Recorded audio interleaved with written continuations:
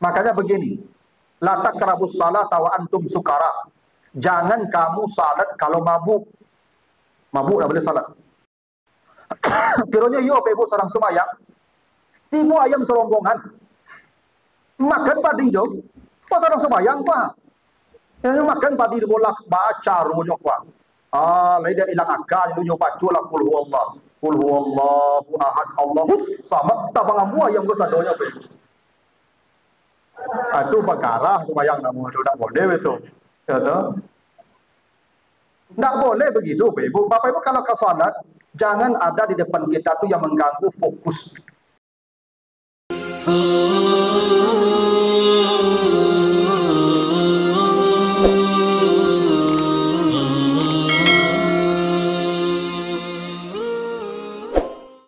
Assalamualaikum warahmatullahi wabarakatuh. Alhamdulillahirabbil alamin. Shalatu wassalamu ala asrofil anbiya'i wal mursalin wa ala alihi wa ashabihi ajmain. Bapak, Ibu, kaum muslimin, jamaah salat Isya dan tarawih yang dimuliakan Allah, kembali kita bersyukur kepada Allah atas segala karunia-Nya. Salawat dan salam untuk Nabi kita Muhammad sallallahu alaihi wasallam. Bapak Ibu yang saya muliakan, semua manusia pasti ingin kemenangan. Tidak ada manusia yang tidak ingin menang. Karena kalah itu sesuatu yang menyakitkan. Bapak-bapak yang suka main domino, itu kalau menang 2-0 itu tak tanggung kadang ada dari baik. Kalau dah balik itu Apollo nama itu kawan ambul lu bebu menang 2-0 nyolaminating ngau karate itu bebu nyolataan di kamarnya. Sama masuk kawan yang kadang puas jadi itu aja. Itu bahagianya menang bebu ya. Kemenangan itu adalah sesuatu yang menggembirakan. Kalah itu sesuatu yang menyakitkan. Itu pasti itu. Dan semua kita pasti ingin menang. Karena itu Ibu setiap hari karena itu setiap hari kita dipanggil untuk jadi pemenang. Paling tidak 5 kali Bapak Ibu diteriaki itu, hayyalal falah. Marilah kita menjadi pemenang. Itu panggilannya 5 kali kita dengar itu. Nah Bapak Ibu, di dalam Al-Quran, kemenangan itu disebutkan Allah dengan 2 istilah. Ada namanya faza, orangnya disebut faizun. Ada aflaha, orangnya disebut muflihun. Dua-duanya berarti pemenang. Faizun itu pemenang, muflihun itu pemenang. Dan dua-duanya surga. Bedanya apa? Kalau faza atau faizun, dia masuk surga saja. Kata Allah di surat Ali Imran 185, "Faman zuhziha 'anil nar wa udkhilal jannah faqad faza." Siapa yang dijauhkan dari neraka, dimasukkan ke dalam surga, dialah orang yang menang. Faza di situ. Siapa? Udkhilal jannah, kalau dia dimasukkan ke surga. Makanya kata Allah, ashabul jannati humul faizun. Yang masuk surga itu adalah para pemenang. Berbeda dengan aflaha. Aflaha itu bukan masuk surga. Apa kata Allah di surah Al-Mu'minun? Qad aflahal mu'minun. Siapa orang yang aflaha itu? Orang beriman. Di ujung ayat, allazina yarisunal firdaus. Mereka menjadi pewaris surga firdaus. Jadi bukan masuk surga. Mereka jadi pewaris, jadi pemilik. Allah serahi kepemilikan surga firdaus kepadanya. Kalau tadi, kalau dia faizun, sekedar masuk surga. Udkhilal jannah, pokoknya masuk surga. Faizun orang. Tapi kalau muflihun atau aflaha, bukan masuk surga, pemilik surga firdaus. Surganya paling tinggi, firdaus.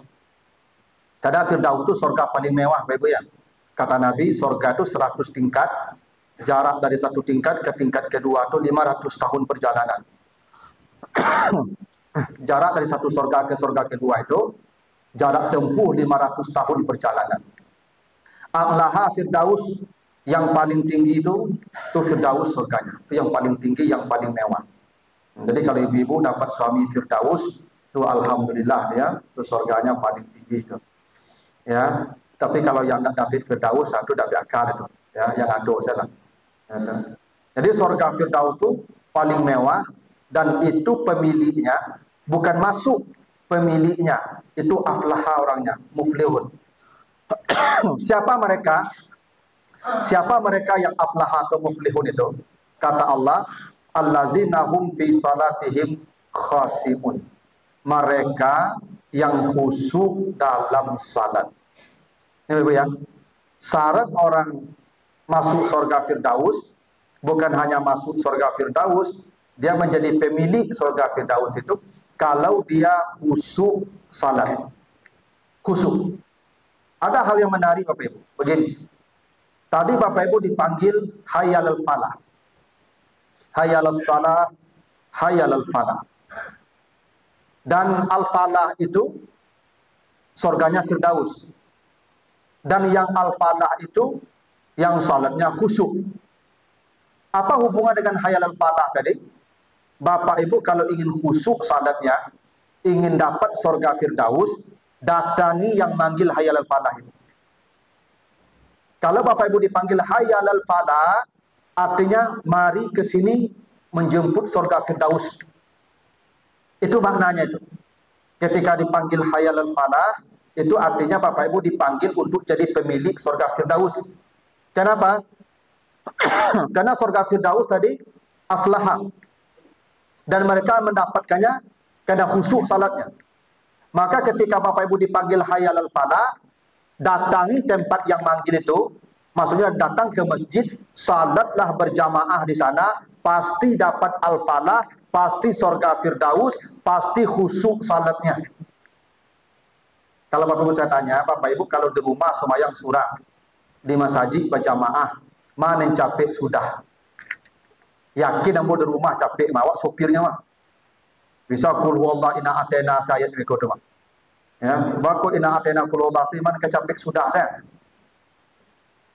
Tidak mungkin orang salat di rumah itu Bapak Ibu akan lebih khusyuk dibanding salat di masjid. Pasti itu. Itu kenapa kalau Bapak Ibu ingin khusyuk salatnya, tuh hayyal falah. Datangi yang manggil hayyal falah itu. Salatnya pasti khusyuk di sana, surganya paling mewah, dan pasti beruntung hidupnya. Jadi Bapak Ibu, pemilik surga Firdaus itu kata Allah, kalau salatnya khusyuk. Bagaimana salatnya khusyuk? Khusyuk itu Bapak Ibu, secara harfiah, artinya fokus. Jadi kalau Bapak Ibu menghadapi sesuatu, fokus, dan tidak ingat yang lain, itu namanya khusyuk. Pernah Bapak Ibu jadi anak awak atau cucu awak nonton film kartun SpongeBob. Cuy bau sedang nonton tu. Tak tangga dia lagi. Bapak itu dia sedang khusyuk. Orang kalau khusyuk itu tidak sadar apa yang ada di sekitarnya. Dia hanya fokus pada yang dihadapinya, itu khusyuk. Orang kalau khusyuk itu tidak terasa berat. Itu kenapa kata Allah wasta'inu bis sabri was salah wa innaha lakabiratun illa 'alal khashiin. Salat itu terasa berat kecuali bagi orang khusyuk. Salat itu akan berat kecuali bagi orang khusyuk. Kenapa? Orang kalau khusyuk dia fokus, maka salat itu tidak terasa lama. Kalaupun panjang berdirinya, tidak terasa lama. Kenapa Nabi diceritakan Aisyah sampai bengkak kaki beliau salat? Kata Aisyah, jangan tanya lama dan panjangnya berdiri. Kenapa? Karena Al-Baqarah itu 1 rakaat, sekarang tambah Ali Imran lagi baru buku. Kenapa nak terasa berat?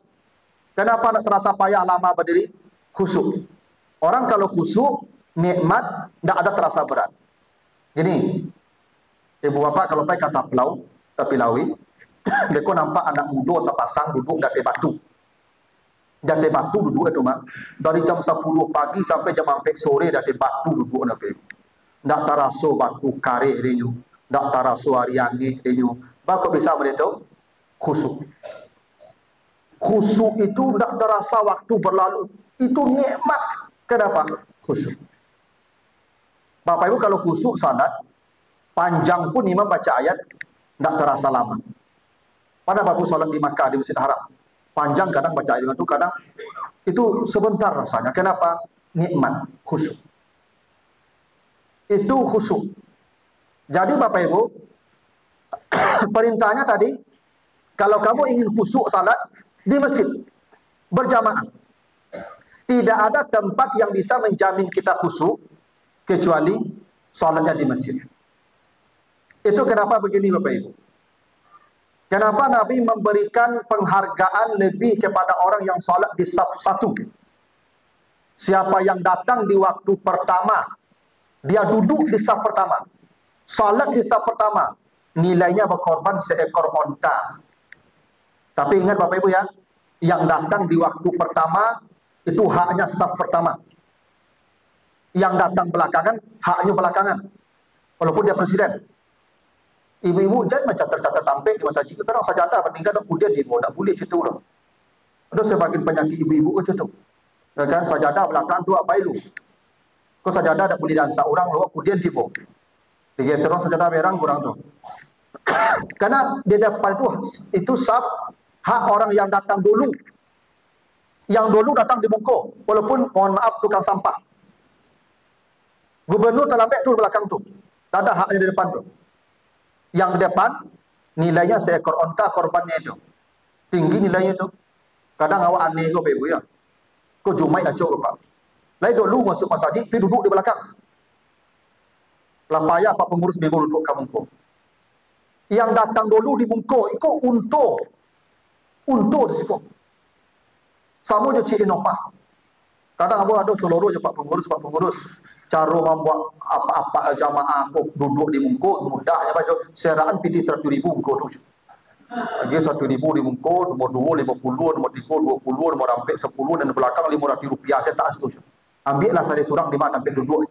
Abu yakin nomor 1 satu orang duduk. Oh 1,000. Iko untung. Makanya apa-apa besok kok Jumaid tiba di masjid dulu tiba di Bungko lah duduk. Sebab orang di belakang dah susahnya lah. Nah pertanyaan tadi, kenapa saf depan besar nilainya? Bakok nilai besar saf depan tu.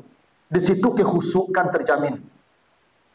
Apa-apa Ibu kalau di Bungko suruh salat, berputar-putar mata, dan nampak temboknya. Ya tak? Tapi kalau apa Ibu di belakang sembahyang, makin ke belakang makin banyak gangguan berikut. Tayolah kamu. Makin di belakang sembahyang, makin banyak dia nampak di Bungko. Kadang kelepak baju kawan cabi bagi. Nah, takana itu mah ikut dak diapi ende orang paham ke. Ada. Kadang bajunya itu kayak tu saja. Kan ada fikir tu mah, pai baralik baju iko yo, pai ke masjid iko jo kan. Nak baju apa tu ada. Macam-macam ikut tu takana. Kadang tahiyat akhir tu kan nampak tapak kaki kawan kan tak kak cik. Pacah-pacah kaki apa. Alah karaju apa. Nyo makin ke belakang makin banyak tampak percayalah Pak Ibu kamu. Ya tak? Itu pokoknya apa-apa pakai masjid kok. Tak boleh bawa baju dan merek-merek. Itu mengganggu khusyuk kawan tu. Nabi pernah salat di dekat ini kamar beliau. Itu gorden Aisyah kan di samping mihrab beliau itu ada kamar Aisyah. Kamar beliau dengan Aisyah. Gordennya kok warnanya mencolok. Nabi suruh buka. Ya Aisyah amiti karamaki. Aisyah tolong buka gordenmu. Karena salat saya terganggu dengan warnanya. Ibu-ibu kalau pergi ke sembahyang ke masjid, jangan dibuat mukena dan warna-warninya mencolok. Jangan mencolok warna-warninya. Bukan orang di belakang ibu punya pikiran di mana bali di buka. Dan ada cari patang dah sobuk nama dia pun. Makanya dua ibu sudah assalamualaikum dah berzikir je lah. Nyogabi ibu tu langsung mau di itu. Tu tandanya pikir sedang sembahyang tadi itu. Coba kau apa-apa kalau pergi ke masjid kau, kata Allah bakhuzu zinatakum inda kulli masjid. Kalau kau datang ke masjid, pakai pakaian yang indah. Indah. Kenapa? Itu untuk orang khusyuk di samping kiri kanan depan belakang awak. Indah pakaian awak. Makanya ibu-ibu kalau pergi ke masjid itu, subuh terutama, itu baju tu ganti. Jangan dah terlalu, dia bawa kemari. Kau lapik pun keringin lagi. Yo lain pakai mukena Ustaz. Iyo pakai mukena, beku ibu ketika sujud mahau sukidanya mah. Orang di Sawada pikiran. Awak dek bau nawak dah biasa orang Sawada. Ayo ganti mandi, ganti baju tu. Apa-apa, ya kalau kapai karajo siang tu, kalau kapai ke masjid zuhur tu ganti baju karajo tu. Dia baju yang basah katiak so dibuat. Beko sujud bapak kambang katiak tu orang Sabala so kita kan panjang kepadanya bebo.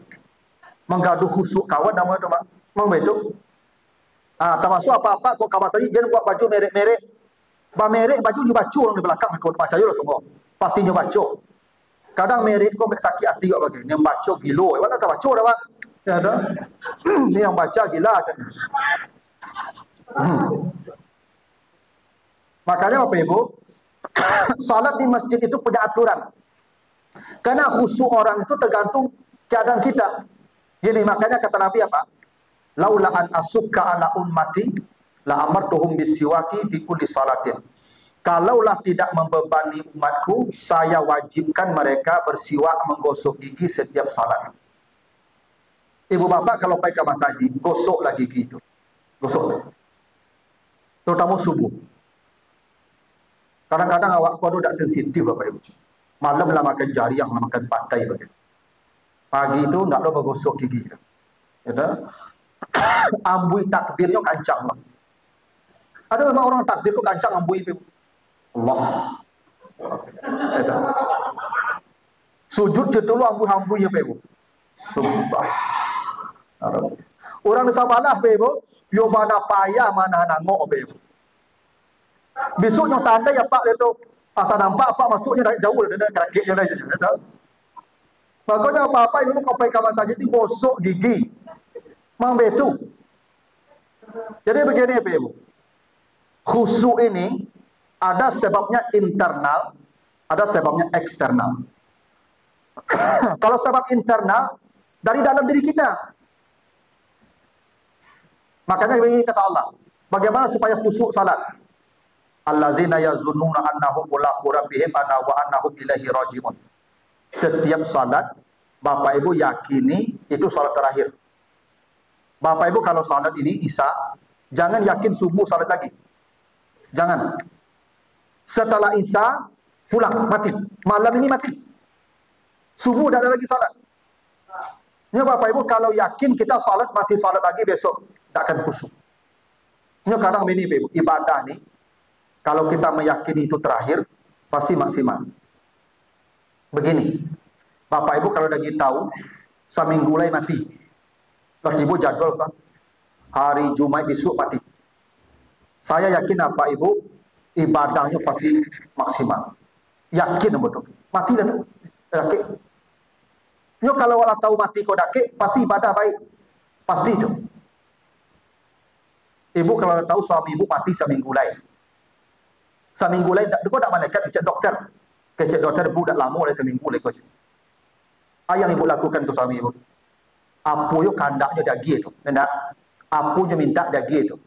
Minta martabak Mesir jam 1 baca dia jam 1 malam tu. Sebab kau mati lagi.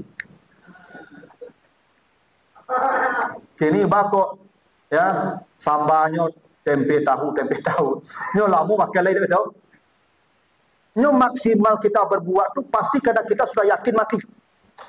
Cara ibu bapak maksimal salatnya kata Allah, yakini itu salat terakhir setelah salat pulang menghadap Allah. Betapa banyaknya orang mati dalam salat tidak bangun. Saya punya Bapak Ibu senior ceritanya dia meninggal dalam salat Isya. Dia imam di Masjid Raya Pasar Muara Labu yang lama itu. Jadi dia salat Isya mengimami salat Isya 2 rakaat. Pas tahiyat awal berdiri tidak lagi berdiri. Dia tersungkur sudah sujud di sajadahnya dan meninggal. Siapa yang bisa menjamin subuh kita salat? Tidak ada Bapak Ibu.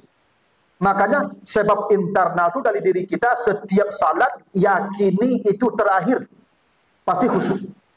Pasti khusyuk. Tapi kalau Bapak yakin besok subuh salat zuhur salat seminggu salat tidak bakal khusyuk. Tapi ada sebab eksternal, sebab dari luar diri kita. Makanya begini, ada hadis Nabi, "Iza quddimal isya fabda'u bihi qabla an tusalliyal maghrib." Kalau makanan sudah terhidang, waktu salat maghrib datang azan berkumandang, Ini makan sudah hidang, kata Nabi, makan dulu, jangan salat. Ustaz, beko kok makan terlambat semayang, dia terlambat, dah bah, dia terlambat. Beko kok makan Ustaz, dah berjamaah, dah apa-apa sendiri. Lebih baik salat sendiri, khusyuk. Lebih baik terlambat, khusyuk daripada salat berjamaah di awal waktu yang dipikir makan tadi. Ikut pawit apa? Lah nampak ungguk-ungguk sambal tadi. Oh, apa yang semayang? Kawan dah mulai makan sama-sama. Dan tak fikir sedang semayang tu, mereka tinggal, tak boleh. Kau dah bersih tu, ibu. Kau awak kalau makan bersama, kau jarang-jarang dapat Nabi yang kudiannya, tak ada adanya tu. Asal makan kudian, tinggal kinco sampai kau tu. Sayolah kamu. Makan dulu. Biar terlambat salat, tak apa-apa. Makanya kata para ulama, kalau ada orang di rumah salat sendiri, dia salat di rumah, khusyuk.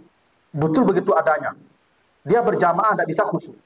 Maka kata khusyuk, surganya jelas Firdaus. Lebih hebat dari berjamaah. Walaupun mustahil orang sendiri di rumah lebih khusyuk pada berjamaah di masjid. Tidak ada kecuali mungkin para nabi.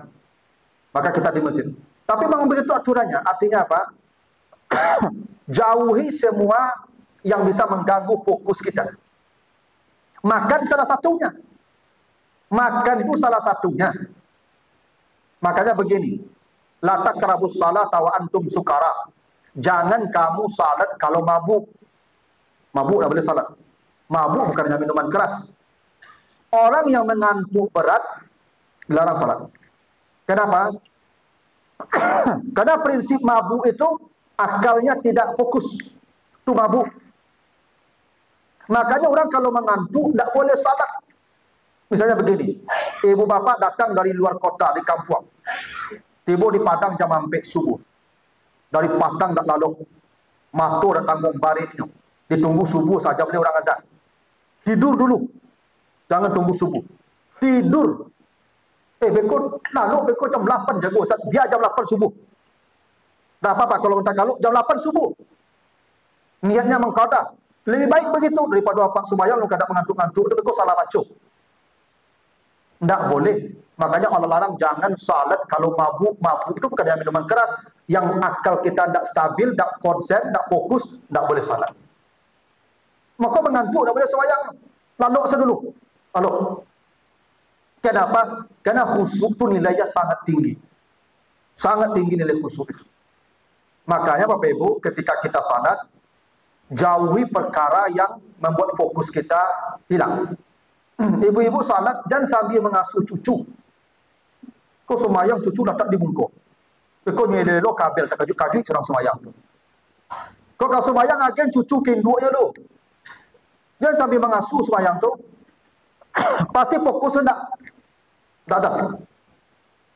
Karena ada sudah cerita ibu. Kau cerita dia tidak kau. Cerita. Jadi ini disuruh menjaga jamuran di amaknya. Orang kan menjamu padi kan di halaman. Halaman kan lawe-lawe di kampung tu. Ayam banyak. Waktu semayang tiba. Tak ada kan mengganti menjaga jamuran padi tu lah. Baca rohnya lepas. Semayang senyum maduk ke jamuran tu.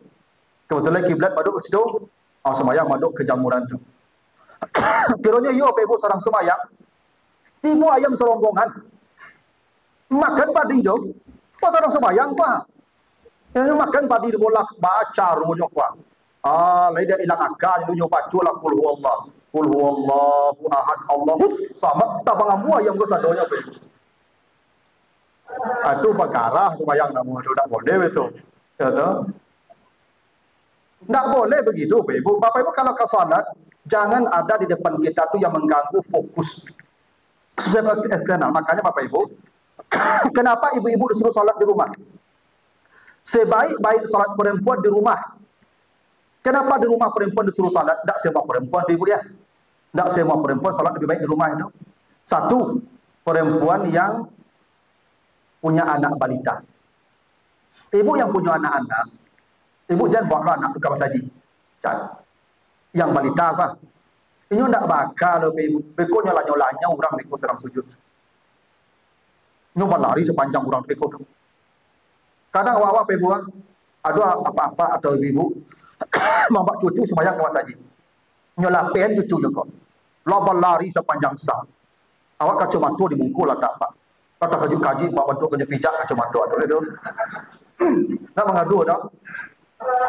Ibu kalau ada cucu atau anak di rumah lebih baik. Di rumah. Jangan dibawa lo kamari.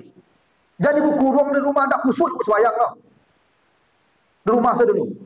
Termasuk yang di rumah itu ibu-ibu yang punya suami sakit. Ibu kalau suami ibu sakit, ibu tak boleh ke masjid. Jago apa tu wajib hukumnya. Jago apa tu sampainya sehat atau sampainya baik. Kalau baiknya kamari ibu leh. Ya kan? Atau ibu-ibu yang rancak bana. Jadi ibu yang rancak bana itu tidak boleh ke masjid. Ada ibu yang mana rancak, asal masuk ke masjid panjang jadi apa-apa tadi. Kalau ibu-ibu cetunya ada rumah semua yang menggadu ibu kawari. Tapi kalau laku lah karipui gigi lah tangga, ibu masuk masjid orang lengah-lengahnya, akabari ibu naik di rumah aja. Karena salat yang paling baik di situ, khusyuk di situ. Ya, itu sebab eksternal namanya itu. Hilangkan, buang semua yang akan mengganggu fokus kita. Itu kenapa begini. Jangan salat menghadap ke jalan. Kenapa tak boleh ke jalan menghadap salat? Banyak lalu. Macam-macam tampak ikut teman. Saya ulang kamu. Jangan sembahyang maduk ke batang air. Dulu yang masih sodor sembahyang ke batang air maduk. Ke batang air maduk banyak yang nanyui ikut rumah. Macam-macam yang kanyui ikut rumah. Tak boleh. Fokus itu jaga. Itu kenapa kalau orang khusyuk salatnya kata ahli fikih, bagaimana tanda orang khusyuk? Mata tertuju ke tempat sujud. Ibu kalau salat, mata ibu buka ke tempat sujud. Kalau ada orang salat matanya jelalatan, suk kita kata Nabi, itu setan sudah merampok salatnya. Kan ada orang sembahyang dia nyok perhatian satu orang. Itu salatnya sudah dirampok setan. Kalau khusyuk itu ke tempat sujud, dan kalau orang khusyuk matanya dibuka. Jadi Bapak Ibu kalau sembahyang jangan dipicing dengan mata, tak boleh. Kata Nabi buka mata arahkan ke tempat sujud. Maka betul ada perintah Nabi. Kalau kamu salat lewat dua yang hitam, ular dan kalajengking, bunuh. Dalam salat itu bunuh. Tak batal salat. Tak. Kau dibuka mata tu supaya nampak lalu di muka. Ibu sembahyang surang mereka tapi tengah air picang mata dia tipu ular kadang dulu saya lain kan. Kalau kadang sudah tipu lapor ular tu. Buka mata tu kok lalu di muka ular kalau jangkip bunuh. Khusyuk tu begitu. Jadi begini Ibu, khusyuk itu bukan hilang akal. Bukan tak tahu apa-apa dah. Khusyuk itu fokus, mata diarahkan ke tempat sujud. Dan menurut ahli fikih, apa tanda orang khusyuk? Menjaga gerak di luar gerak salat. Dia tidak melakukan gerakan yang di luar gerak salat. Jadi kalau ada orang menggaruk-garui, pasti tidak khusyuk. Nabi lewat di depan sahabat yang sedang salat, dia sedang memacik-macik janggut mereka. Kata Nabi, iyaksa taksa yadah. Kalau dia khusyuk, tangannya khusyuk. Kan ada orang dulu kalau sembahyang menggarui sepak. Pokoknya mulai sembahyang kata sebadan dosa dua pak. Kalau sudah assalamualaikum, dah kata deh. Kan itulah cerita depan. Waktu orang pak sudah Allahu Akbar baru garui. Dah sudah assalamualaikum, dah ada menggaruinya deh. Ada katanya deh. Nah kalau ada orang menggarui sembahyang kalau tidak khusyuk, pasti itu. Itu tanda-tanda orang khusyuk. Ya walaupun yang paling tinggi khusyuk itu ada cerita Zainal Abidin. Dia tertusuk panah, sakit dicabut, dia minta izin salat dulu, dalam salat nanti dicabut. Bukan tidak terasa sakit. Sakit juga dicabut itu, cuman sakit dihilangkan kenikmatan berhadapan dengan Allah. Itu khusyuk namanya itu. Orang yang khusyuk itu Ibu, bahkan binatang buas pun mula menjala, tak tahu. Semua anak-anak kalau nonton film kartun itu, dan tentu apa yang terjadi itu. Itu khusyuk yang paling tinggi levelnya itu. Kalau ada orang sudah sampai ke level itu khusyuknya sempurna itu. Kadang dia kan ada kalau sembahyang nyamuk selalu takut saya. Orang yang khusyuk dia kalau nonton sinetron yang ke-7, segadang kelengking nyamuk di kaki ibu terasa lah kan. Bagaimana nak terasa khusyuk. Jadi kalau ada misalnya jamaah imam kok gak panjang baca ayat, tunjuk batu-batu sedih belakang tu tanda khusyuk. Ya, Kena ada hobi jamaah aku Pak, kalau agak panjang imam baca ayat no mendaham-daham saya di belakang Pak. Selalu ruku imam punya mendaham saya tahu Pak. Atau tandanya tidak khusyuk itu. Maka itu barik sembahyang tarasuk. Siapa yang merasakan salat itu tidak berat? Orang khusyuk. Kalau dia suruh khusyuk, tidak akan berat. Tapi kalau tidak sampai ke level khusyuk, lakabiratun, salat itu terasa berat bagi dia. Nah inilah Bapak Ibu yang disebut dengan aflaha. Orangnya muflihun. Janji Allah, dia pewaris surga Firdaus. Bagaimana jalannya? Khusyuk salat. Bagaimana cara khusyuk? Datang ke masjid, panggil hayal al-falah, datangilah. Insya Allah khusyuk, surganya Firdaus, dan itu kemenangan yang paling besar. Begitu Bapak Ibu, mudah-mudahan ada manfaatnya, lebih kurang mohon maaf. Assalamualaikum warahmatullahi wabarakatuh.